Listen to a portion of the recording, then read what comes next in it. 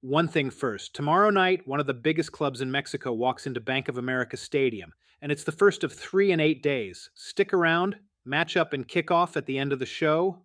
But first, this is CLT Daily. I'm Steve Babulis. It's Monday, August 3rd, your independent daily briefing for the Queen City. Today, there are close to 300 license plate cameras in this county, and we just found out how easily one gets misused. Here's what the State Bureau of Investigation says happened. In June, a man under investigation by the Watauga County Sheriff's Office called up a Charlotte-Mecklenburg police officer and asked him to run a license plate. That plate came back to an undercover officer, the one working the drug case against him. Investigators say the Charlotte officer looked it up using DeFlock, the license plate camera network, and the state's law enforcement database, and handed the information over. The officer's name is Seth Elliott. He was arrested last week and charged with one misdemeanor count of illegally accessing a government computer. The department pulled him off the street and cut his access to the cameras. He has not been convicted of anything, and I want to be clear about that.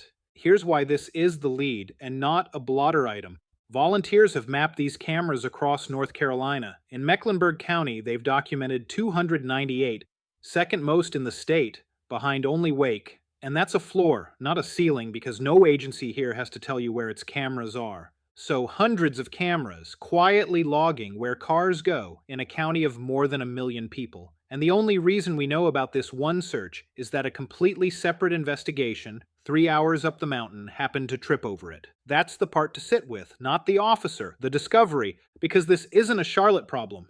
Newsweek reported last week that officers in 12 states have been arrested, convicted, or pushed out for misusing these systems, including a Kansas lieutenant convicted of using Flock to track his estranged wife. Notice the pattern.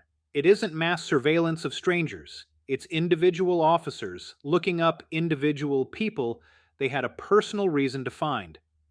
Flock's chief executive says these cases show anyone using the tool should be held accountable, badge or no badge. The company built an audit tool for exactly this, which leaves Charlotte with one question. The audit exists. Who reads it? Back in December, a man named Jack Reedy put up a petition asking the city council to disclose who the city shares this data with and to hold a public forum before buying more surveillance technology. 579 people signed it. There's been no public forum. That was 7 months ago. And what he asked for, who can search this and who checks, is exactly the question on the table this morning.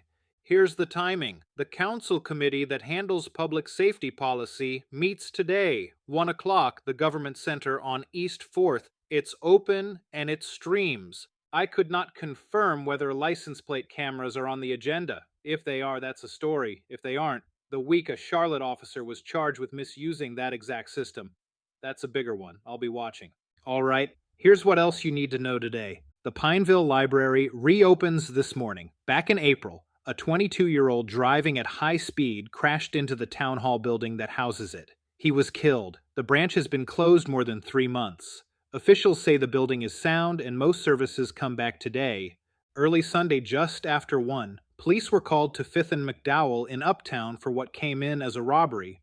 What they found was a 2-car crash. Hospital staff later discovered one of the people involved had been shot. He died. 3 others are expected to be okay. Police say they aren't looking for suspects, and home sales across the region were flat in June. 4,300 sales, up 0.2%, median price just under $417,000. More inventory, but mortgage rates near 7 all month, a market that stopped moving without breaking. Not a crash, not a recovery. A pause. Now, as promised.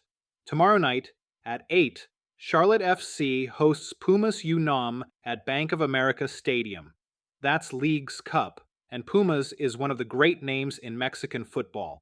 First of 3 home matches in 8 days, with Atlas on Friday and Pachuca a week from tomorrow. If you liked what this city felt like during the All-Star game, this is that 3 more times. And if soccer isn't your thing, Evanescence tomorrow at Trulient, Bryan Adams with Pat Benatar Saturday at the Spectrum Center.